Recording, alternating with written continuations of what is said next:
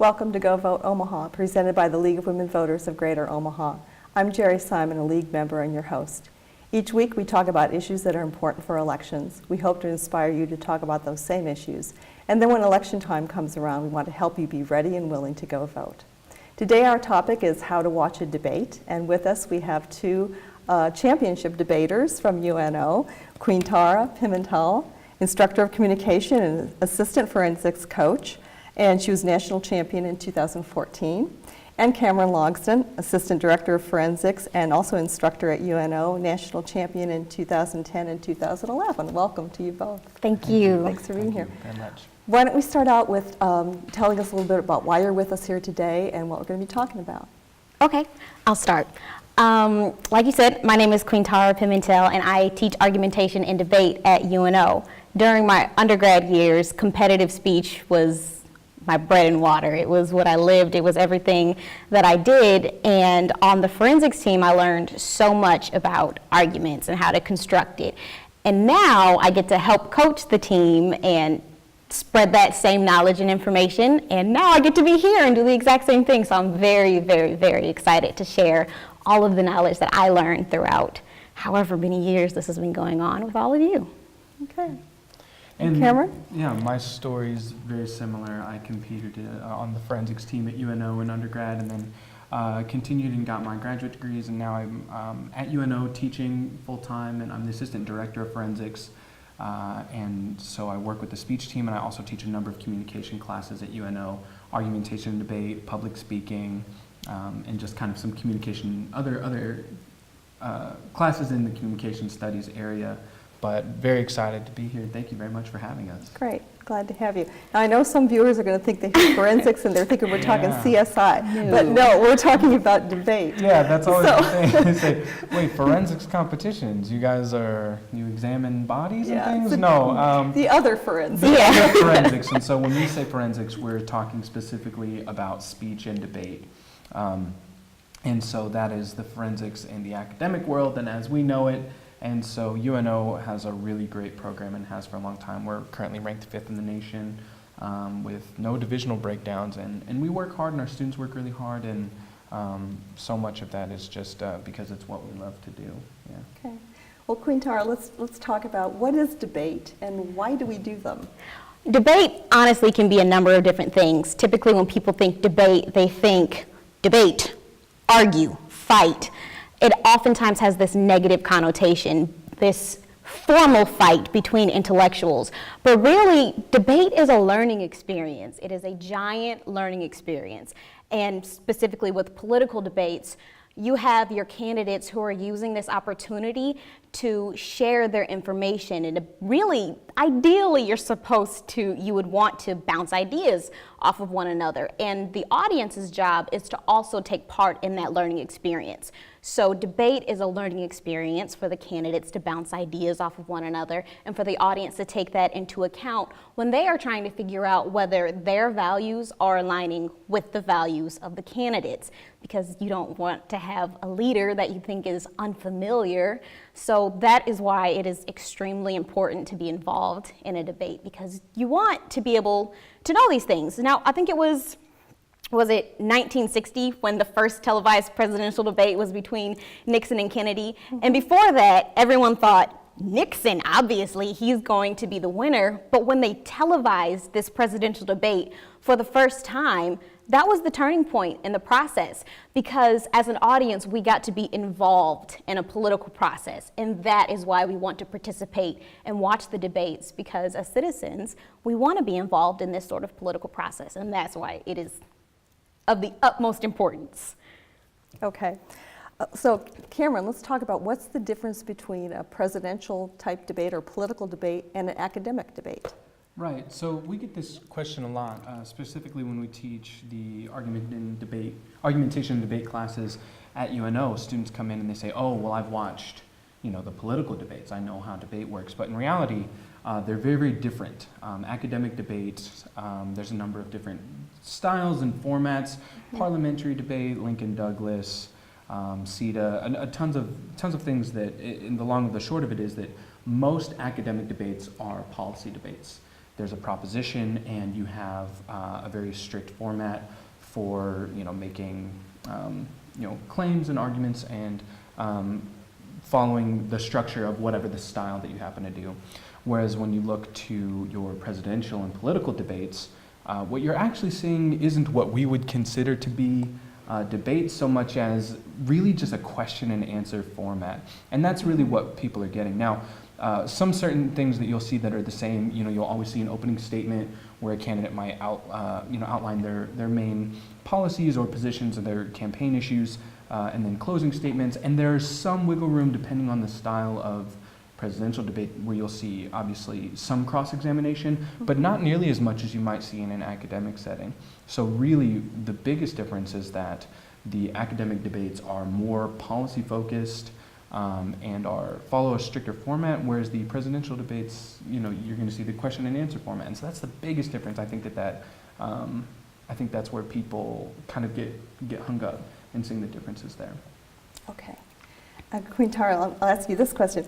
Should people expect different kinds of things from the different presidential debate formats that we have?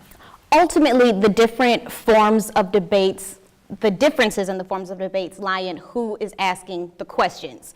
For example, a town hall debate, you have your audience asking your questions, or you might have a panel full of experts who are asking questions, or you might have a single moderator. But despite the format and who is asking the questions, you shouldn't really expect many differences with the answers for the candidates, because we're looking for consistency. We want to make sure that these candidates are steadfast in their beliefs and that they aren't changing it based on who is asking the question. So short answer, no, you shouldn't really expect too many differences, because we really want that consistency. And when we have that consistency, it lets the audience know that this candidate really did their homework. They made sure that they were well-versed on what they wanted to talk about, and they did their prep work ahead of time. Okay. Cameron, what kinds of things will the candidates be doing to prepare? We see the night of the debate or the afternoon of the debate, and what are they doing before this in the background? Yeah, what's interesting, we talk a lot about this because there are differences obviously between academic style debating and the presidential debates that you might see, but we talk about this both with our team and in the classroom, because no matter what style of debating, no matter what situation you're in, or if it's just speech or public speaking, there has to be a lot of preparation that goes into it. And so for presidential candidates, the amount of work that goes into just preparation for one single night is very, very extensive. I mean, not only do the candidates have to have reaffirmed their own issues and talking points and their campaign issues through lots of research, and they also have to be, they have to have all those facts and all those figures memorized, have to have as many statistics, and then they have a team that'll work on those things for them, but they've also got to put in so much work to know who their opposing, what their opposing candidates might say as well. And that's where I think a lot of their work comes in. It's, for example, in I think 2000, in 2000, when George W. Bush was running, they said that he did somewhere between 10 and 12 fully ran mock debates on his ranch in Texas. And what they're doing is trying to get a feel for what that actual night is going to be like. So when they're preparing, they have what they'll call like a sparring partner comes in. I think that Barack Obama had John Kerry play Mitt Romney in 2012 when they were preparing. And in that case, Kerry's job is to basically become Mitt Romney, all apart from prosthetic noses and a wig. But his job is to become that candidate and be able to throw as many questions or curveballs or cross-examinations and give the answers that Romney might give, so that when Barack Obama is doing his debate, that he's as prepared for that as possible. And so there's so much that goes into their preparation. They have, each candidate will have an entire debate prep team usually, and we talk about this when we work with our team and our students, because the work that they put into, for example, their position books, which is basically just a really in-depth breakdown for candidates to look through that says, here's everything you need to know about the other candidate, and that's for them to flip through. But so much work goes into that. You see the sound bites and you hear the clips the next day of all the little zingers that the presidential candidates had ready. Well, to some end, everything is pretty much, I mean, you can pretty much guess what the questions might be before they go into the actual debates. And so they try to prepare for as much of that as possible. And that's where those kind of zingers and things come in. But that's not to say that the candidates aren't also looking to be prepared for anything that somebody else might throw at them. So they have to put in so much work.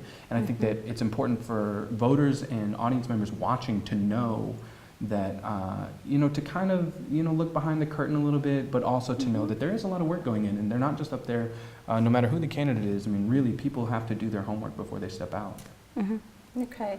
Well, we talked about the homework that the candidates are doing, but Quintara, let's talk about what, as viewers of debates, what kind of preparation should we be doing? What should we be doing to prepare before we watch a debate between the candidates?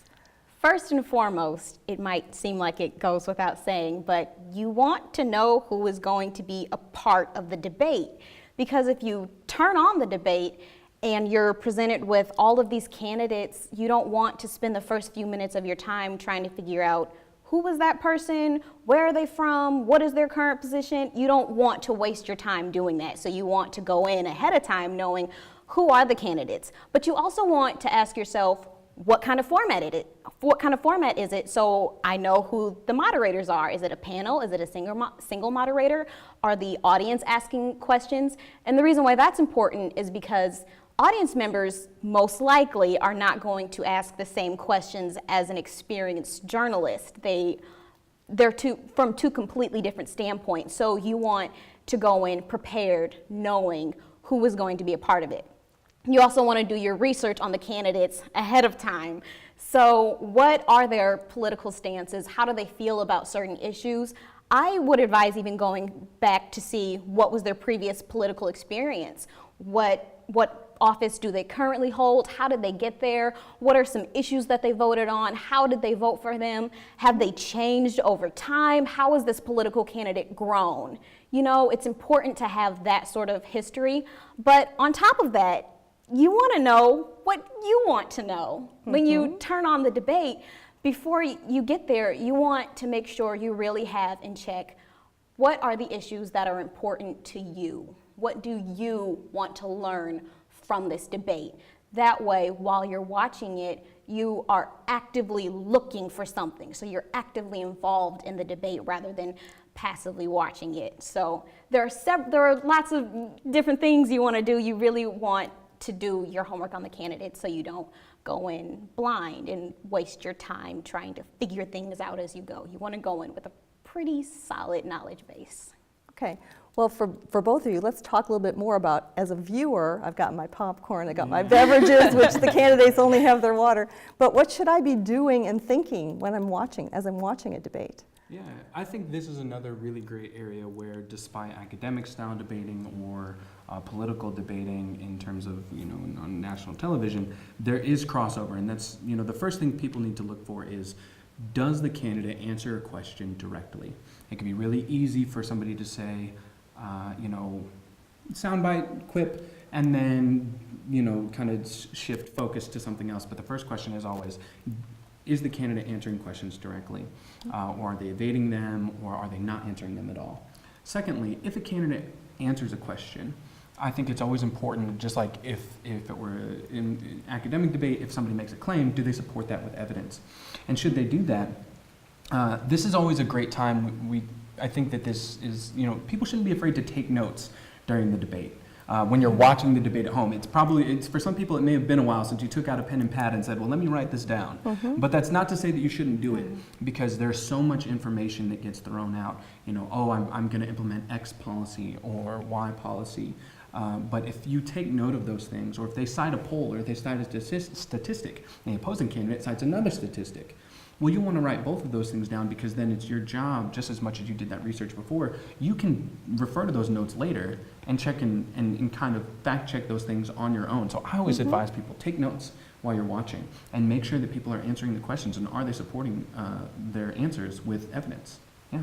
Okay. Quintar, do you want to add some more? Yes, Cameron covered a lot of the logistical things that you might want to look for during a debate. Yes. But you also really want to focus on a lot of those nonverbals because they tell you a lot about the candidate's character, which is obviously very important because essentially your candidate is trying to sell you some sort of a package. They want to sell you this perfect political package in which they are letting you know that they are trustworthy, they're capable, and they're likable, right? Like I said before, you don't want a leader that you do not like. So also you really want to look at how are they carrying themselves during this debate because that will also go into how much you like them. Are they listening? Do they let the moderator finish asking the question before they answer it? Are they allowing other people to talk? When the moderator throws them a question, are they defensive or do they answer it eloquently? How are they handling themselves? And it's not just when they're speaking. There are so many things you can learn about a person just by how they're handling themselves. But on top of that, something that I think is the most important is to really actively understand what message they're trying to send. Because if there's anything we learn about language, is that it is not always straightforward, especially when we're talking politics. The language is not always straightforward. It's a code, and the audience's job is to decode what this person is saying. Ask yourself, who is this message directed to? What can I tell about their values by what they're saying and by maybe what they're not saying? And do those values align with my own? And then you have to ask yourself, do you believe they are sincere? Are they just trying to get a vote, or do they actually believe what they are saying? And you will also learn part of that by having a little bit of knowledge on their political background. So once you do your research, you're watching the debate, and you can hear what they're saying, and then ask yourself, are they sincere? Based off of what I see and based off of what I know. I think that the one thing that is very beneficial to the debates, as opposed to just watching a speech or watching the commercial or whatever it is that you have this wonderful gift of spontaneity. And it's in those little moments where you're being cross-examined or you're caught in a situation where maybe the candidate wasn't fully prepared. And it's those moments of spontaneity that I think are the rare opportunities that voters have to see how a candidate's demeanor might hold up. And Quintar makes a great point. What is the message and what is the package that they're trying to sell you? And when you see them in those spontaneous moments, does that package hold up, and what comes through? I think that's one of the wonderful things that people can look out for during debate. Okay. So we're watching the debate, and what should voters do when the debate's all said and done, and you're left with maybe some of the same views, but maybe some new views of candidates? Quintar, do you want to talk about that? To me, debriefing from the debate is my favorite part. I don't know if that is Cameron's favorite part, but debriefing is always my favorite part because all of a sudden you have this new information straight from the source. It's not what somebody else told you they said, it's what you heard them say. And that's special. But that doesn't mean what they're saying is always true. So you take what you learned from that debate, and it is extremely important for you to do more research. If a candidate throws out a statistic, and you took notes, like Cameron said, you want to go back and find out when is this statistic, when is it from? Is it timely? Who did this research? Are they reliable?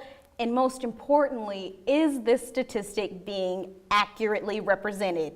Because if we know anything about research and numbers and communication, is that oftentimes statistics are extremely misleading or they're being misrepresented. But if you are actively going in to the source, to the company or the person who did that research, you can look at the numbers and you can definitely tell whether these numbers are being misrepresented or whether they did it accurately.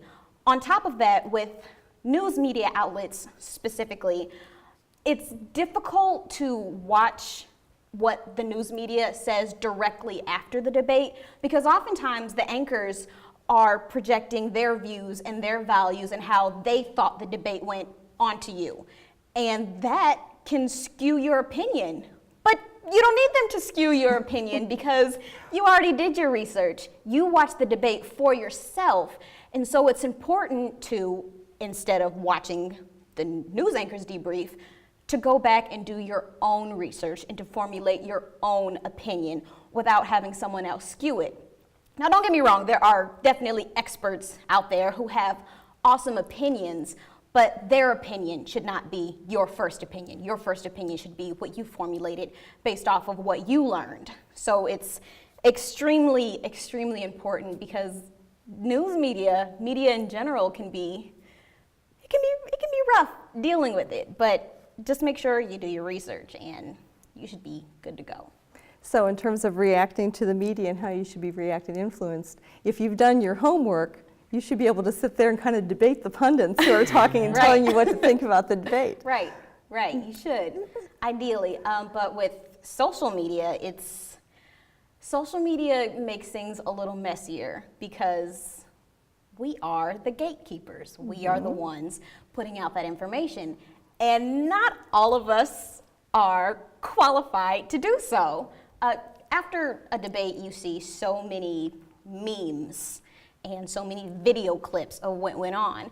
And even though this meme seems to be informative and it might have a little source citation at the bottom, that does not mean it is credible. You still have to do your research to figure out whether that was accurate. On top of that, you have video clips. With a 30-second video clip does not allow for you to have the proper context. You need that context. It's really all about thinking for yourself and doing the research for yourself, because news media, social media, it can all be extremely misleading. You need to cross-reference. You need to pull information from a variety of different sources to make sure that no one's getting one over on you, that you were the active thinker. You were the person who made the active decision. So this is why it's my favorite. This is why debriefing is my absolute favorite part. Okay. Well, we get to the end of a debate, and Cameron, does anyone really win a debate? You know, that's a funny question because Quintara talks about, turn the TV off as soon as the debate is over. You don't need the pundits. Yeah. Because somebody's going to try to tell you whether or not somebody won or lost. But in a question and answer format, really what you're getting are generally people's opinions. And because you've taken notes, you can go back and you can fact check things and determine whether or not somebody was right or wrong about something. But if you're asking candidates their opinions, there aren't necessarily right or wrong answers. If there aren't right or wrong answers, then nobody can be necessarily a winner or loser. So the debate is judged primarily on viewers' perceptions. And that's what matters. And so that is going to be so viewed so differently from person to person, and it should be. That's one of the benefits of our democratic process. And so to that end, I would say there are no winners and losers, so much as there's a message that has been sent, and the goal for the candidates is perception. And if they were able to convince an audience member that they're both trustworthy and powerful and credible, then they've done their job. But that's not to say that anybody can win or lose the style of debate that you're probably seeing on national television. Right. You can win a policy debate, but presidential debate? No, there are no winners. Different. Okay. So to summarize what we've been talking about in terms of debate watching, what would both of you say are the most important things for viewers to keep in mind as they're watching, going through this season toward the November election for debate watching? For me, it is extremely, extremely important to always remember the topic or the question at hand, because politicians oftentimes are beautifully well-versed rhetoricians who can talk you out of just about anything. The words sound pretty, the metaphors sound pretty, and it is extremely easy to get distracted because everything sounds pretty. But if you always keep in mind, what is the question, what is the issue, and like Cameron said before, are they answering it directly? That to me is the most important, because if your candidate is answering it directly, it shows that they are trustworthy and that they are someone that is most likely likable, because you like people that you can trust. So make sure they aren't throwing you the red herring. Really pay attention. Okay. Cameron, do you want anything there? Yeah, for me, I think it's important to remember that while we do know that the presidential debates become a large factor in how voters make their decision, I think that it's important to not put all of your emphasis on just the presidential debates. You know, there's so much that goes into a candidate's running for office, and there's so much that should go into how you decide to vote. But I wouldn't necessarily put all of your eggs in the debate basket, especially knowing that what you're getting are really just smaller segments of what a candidate's main political issues are. And sure, you can get that from a lot of places, but if you've done your research and if you've been involved and if you're paying attention, I don't think that you should rely on the debates to make that decision. And so I think that's a big thing to remember. And I also think it's kind of fun. You should watch the debates with people of what we'll say are different political persuasions. Yes. You know, watch it with people, because when the debate is over, you can turn the television off. You don't need the pundits. But if you have people there in your own living room, that is the beauty of our democratic process, is that we should be able to be engaged and informed citizens and be able to have those conversations in our own living rooms. And that's the takeaway. That's why we have them, and that's how we get those conversations started. So those are certainly the biggest things that I would always emphasize. Okay. Yeah. Okay. And I'm going to plug the League of Women Voters a little bit here, because we were talking earlier about how the League, in case anyone needs to remember or hasn't taken notes like they should have during this show, we do have a little debate watching 101 on the League of Women Voters national website that people can go to. And do you want to say anything real quickly about the League's, basically the guide to watching a debate? Yeah, the League's Guide to Watching a Debate is really amazing. We were talking about how, you know, over the course of an argumentation and debate class, we cover so much information, but this is such a nice, succinct way to do it. It's on the League's website. It's super accessible, a really great resource. Great. And it's very easy to understand, very easy to follow. You don't need to have a PhD to really understand what's going on. So that's why I love it. It covers everything. Great. Thank you both so much for being here. I appreciate it. For the League of Women Voters, I'm Geri Simon, reminding you to inform yourself about the issues, and in election time, go vote, Omaha.